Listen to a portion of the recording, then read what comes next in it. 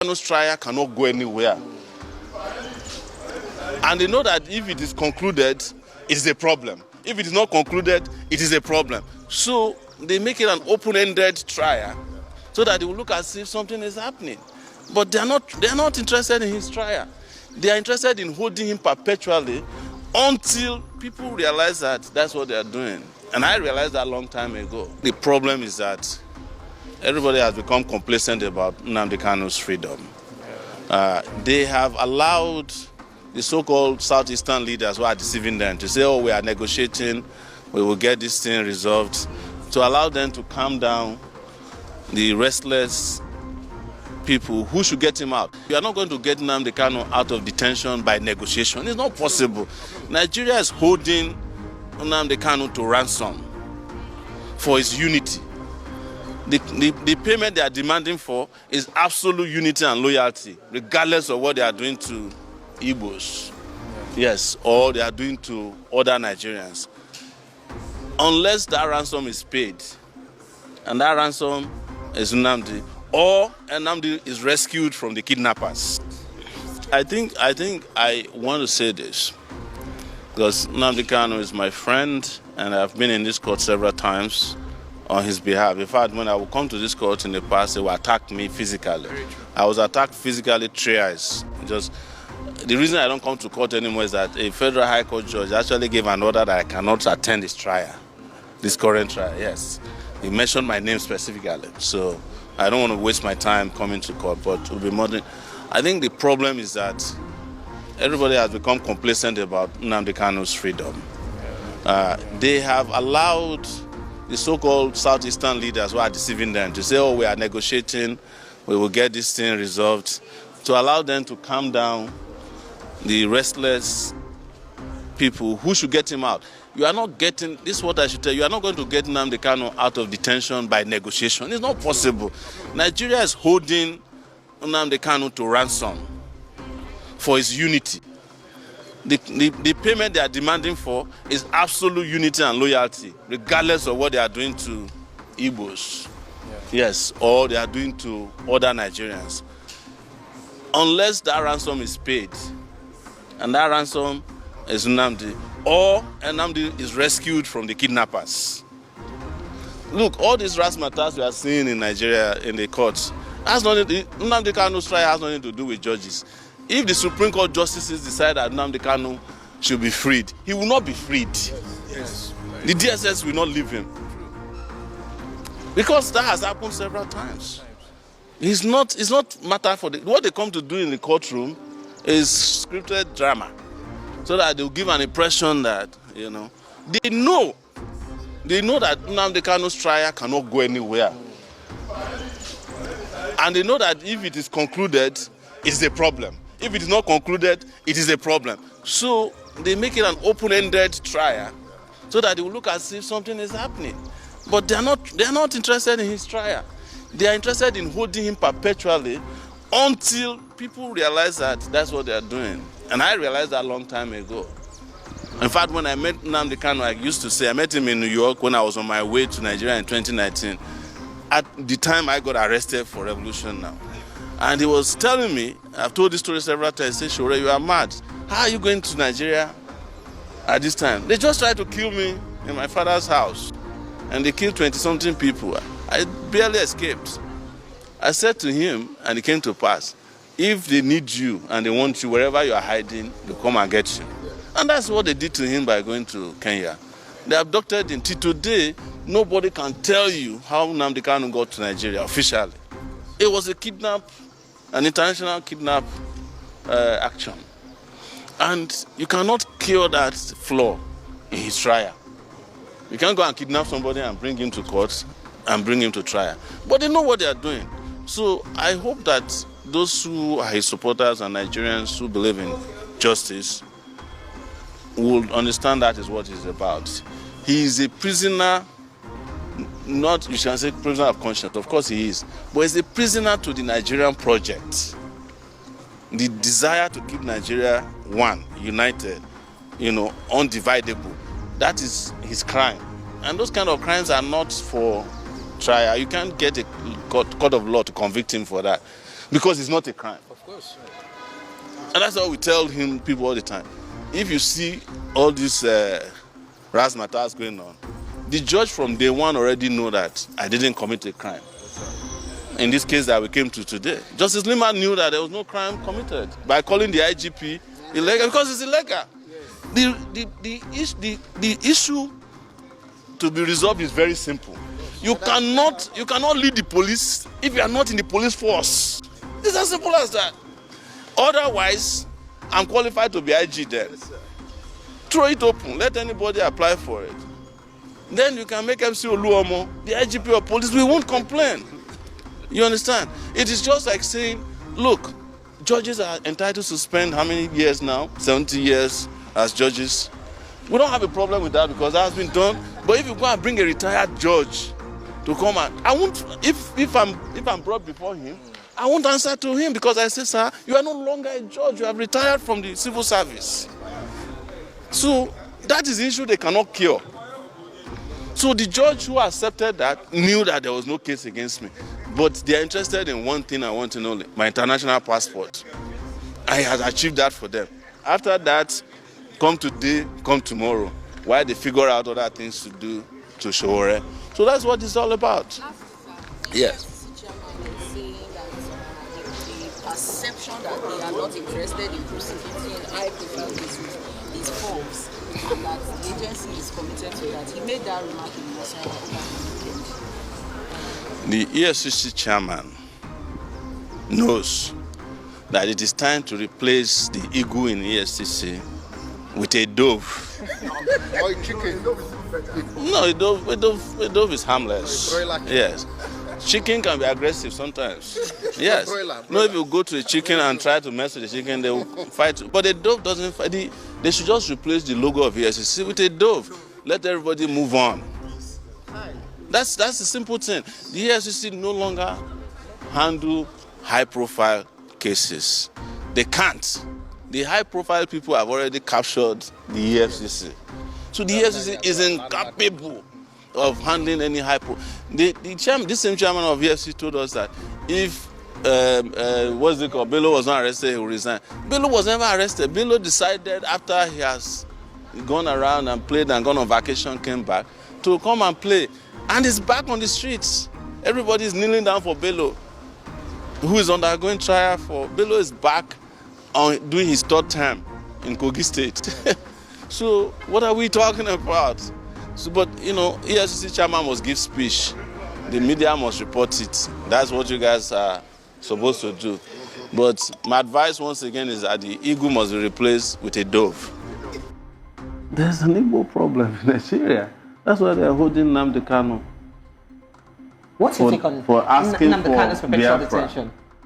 And then we are rehabilitating Boko Haram commanders. He said 120,000 of them have surrendered with foreign currency in their hand. And you have rehabilitated them. But one guy who says, we want justice, we don't want to stay in Nigeria, you are holding him perpetually, using the judiciary or judicial, subterfuge to keep the trial. And everybody who knows what they are doing understand that it's not a judicial matter. So Nnamdi is essentially a political prisoner. He's a political hostage. Well, I'll call him not a political because he may not. Whomever is in power, except me, will keep him in jail.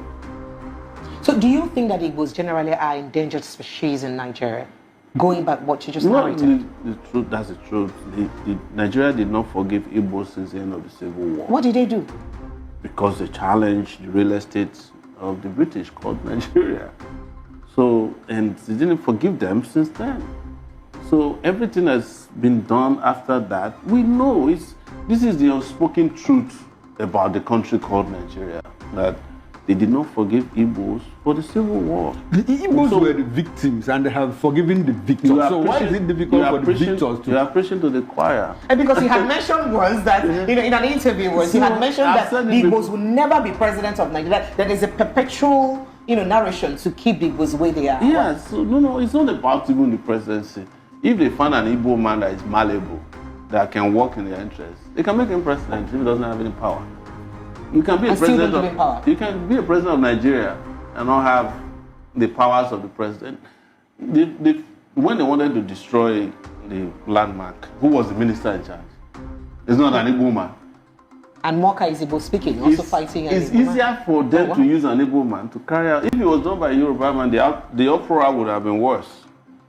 But you find an Igbo minister of works to help you demolish Igbo businessmen. Can't you see them? So it's easier that way. It's manipulation. It's how Nigeria manipulate people. But I'm not saying that if he was a Yoruba minister, he cannot demolish. They will do it too. It's easy. Anybody could have done it as long as there's an agreement to do it. Because beyond just ethnicity, there's also an elite conspiracy against Nigerian people. So an average poor person is endangered.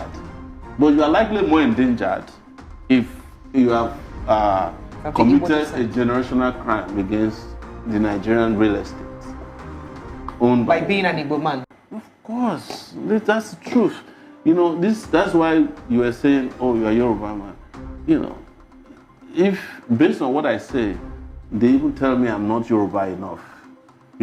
But I'm of mixed heritage. There's a part of me that is Ijo. Okay. And we are the Ijo speaking Yorubas. We're the Yoruba speaking Ijos in Ondo State. Okay. So they call us Ijo Apoy. Ilaje area. No, it's Ilaje. So we're next to Ilaje. Okay. But my great grandparents came from Yoruba side of things. But the stream that Sowore is named after is in Ijebu water side. Because that's how they came. So, but I don't speak to people based on ethnicity. I don't define myself based on my ethnic heritage, even though I do not deny it. But because it underlies our humanity to be assigned an ethnic position before you can be respected. Are you getting my point? Or before your views can carry on, so you have to be a Yoruba man. And then it was, So we've had here Rwanda. Comes one of them. We've had Rwanda manage the same ethnic issue in their country with the Tutsi thing after years of genocide. Are you sure they managed it? Well, to a reasonable extent. They manage it through genocide. And Nigeria after also, genocide management. So this is what you should understand. Okay. Nigeria also managed the Igbo problem through genocide. 4 million Igbos. So I was coming to that. Is that not genocide? But you know the problem I have sometimes even with some of our people is that the same people who shot and killed them are more popular in their midst than those who support their rights. The Obasanjos of this world are embraced as authentic people, but these are the people who went and used third commando to massacre Igbos. What did they name this airport after? Murtala Mohammed, one of the most notorious killers of Igbos. Buhari, they kill Igbos. Danjuma, they kill Igbos. Gowon, they kill Igbos. But they even love them more than they love those of us who are fighting. People challenge me that they hate me because I support Nnamdi Kanu, and I say so be it, because I know that I'm supporting justice, and I cannot support injustice because I want political favors from a country. If you want to keep carrying out genocide of political nature or continuation of it, you can go ahead. Keep voting for the criminals who are perpetrating it. Let the forest be voting for the acts because the handle is from one of them. Yeah, I said something. I would like you to touch more on it. I mean, the Igbos were the victims. Now they are forgiven the victors. There is no place you don't find the footprints of Igbos across the length and breadth. That's why I say you are preaching to the choir. Igbos are not only in Nigeria, they're all over the world. I went to Alabama in the US, and the only pharmacist there is an Igbo man. Selma, Alabama. You've heard about Selma? Yeah. It's one of the homes of the civil rights movement, where they cross that Petra Bridge. Exactly. Igbo man is there. Most likely that's what you find in every community in the US. Igbos are distributed all over the world. There's this urban legend that if Igbos cannot live in a place, the place is not livable. There was a time a New York Times reporter came to Gamboru, Gala, after Boko Haram sacked the place. The only person they found there who was not a Boko Haram member was an Igbo pharmacist. So what are you doing here? He said, well, somebody has to treat them. He was that courageous not to stay there. So I'm saying all these things so that you can understand that I understand probably more consciously better than most people do. And that informs the reason I can speak categorically about the victimization of Igbo. Otherwise, it is a taboo. Politically, it is incorrect to say that Igbos are victimized by an average Nigerian. Okay. All right. So let's move Because nobody wants to hear the truth. And when you say, if somebody's watching me and get out of this, what's your problem now? Leave these Igbo people alone. You understand? That is the truth.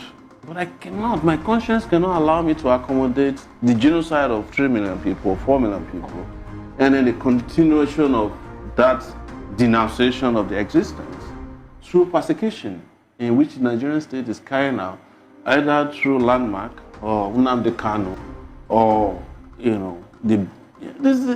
look, I told a story, I think it was on a Honest Punch, that in this country, there was a time they were beheading Igbos, putting their heads in calabash and putting on the trains going east. Do you think that's what's happening in the East right now? Speaking about militarization of the East. Pogrom, you understand?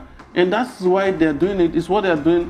When we did August, what did we ask for? Demilitarization of the East and release of Nnamdi Kanu was one of our demands.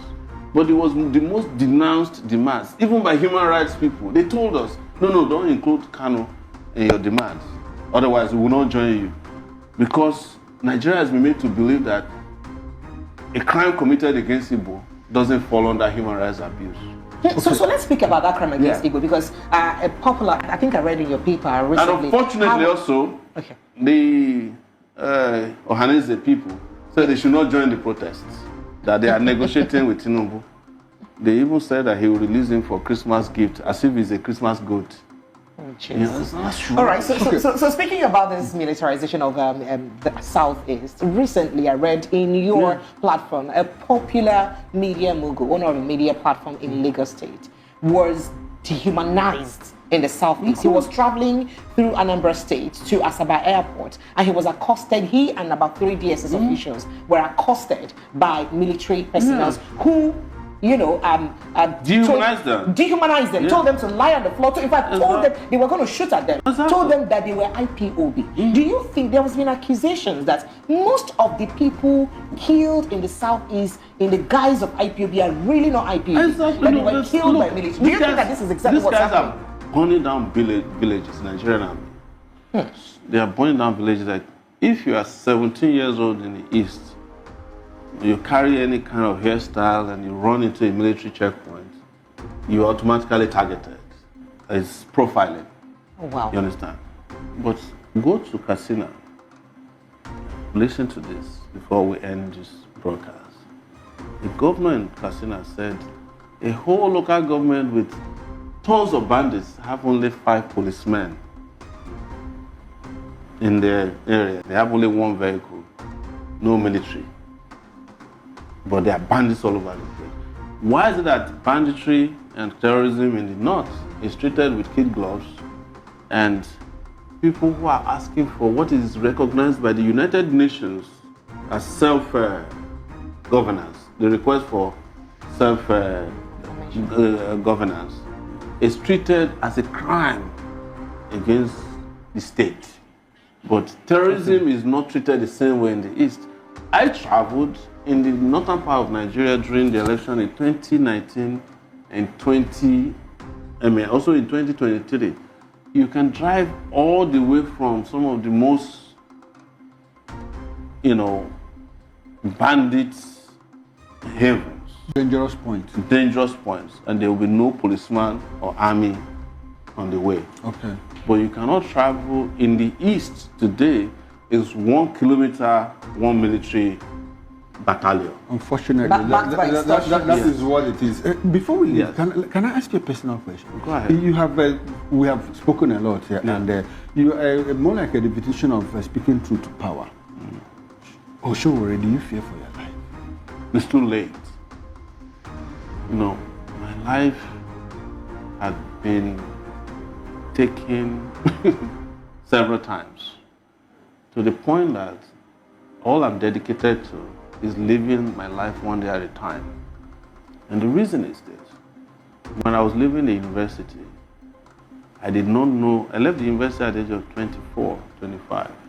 I did not know that I would make it up to 30. So I used to say at that time that I was living on borrowed times. I'm 54 now. If I die today and an autopsy is performed on me, they will find the heart of a 90-year-old man inside my body, because it's been a lot. My heart has carried a lot of pain and anguish. But I've carried on, and as a result, I cannot be afraid of my shadows when people who didn't even do half of what I've done have died of preventable diseases, some malaria. So people like me are lucky. And if you look at the life expectancy of a Nigerian man, I think it's now 50-something, 56, 54. 56. So I've lived a few months above that. I'm going to be 55 in February. I've tried. You're not going anywhere yet. Well, before you go, before you start going where you want to go to, let's look at 2027. There's been lots of chess playing here and there against 2027, and then coalition of some people are already saying that there is no way anybody can beat Bola Tinubu in any election, irrespective of his performance. No, if they don't come together. What do you think is the way forward? You for can Nigeria? beat Tinubu in an election, but you cannot beat him in his election, and that's what they are planning. They're not going to have another election. Are you serious? Yes. They're not How planning. do you mean? Well, let's start from here. Who conducts the election? INEC. Right? Go and find out how many federal electoral commissioners were appointed by Tinubu who are APC card-carrying members to replace the ones that are retired. Almost infinite. Did you know that Bola Tinubu appointed 11 Supreme Court justices? Oh, yes. Since he came to power. These two bodies. So there is no hope in Nigeria will continue like this? Well, if you don't want to continue like this, make it very clear that we can't continue like this. And that has to happen now. But if you don't, you are going to continue worse than this in the next few months and years to come. Because they have already decided the next selection. That's a tough call. Yeah, but they may not. The only thing that I'm hopeful about is that they may not be as lucky as they did last time. Because I think people are tired too. Do you think they really are tired? Well, they're tired, but the question is, do they have the energy to push back? That's the question. But in terms of tiredness, you can see it written all over the horizon that Nigerians are tired. Why do you think they lack the energy to push back if they're really tired? You see, Nigerians have, and I'm going to say something that will be controversial. Nigerians have a gene in their DNA called the happiness gene. It's called the happiness gene. And they are happy regardless of what they go through, what I call foolish happiness. We're naturally, but there's nothing wrong with being happy. Yes, but how can you be happy when you should be sad? If you don't allow those emotions to run, side by side, then you cannot be upset enough to change your objective conditions. That's where we are, and it's a bad place to be. There are times to be happy, times to be sad, times to be angry. That's what humans are supposed to react to, depending on the circumstances they are faced with.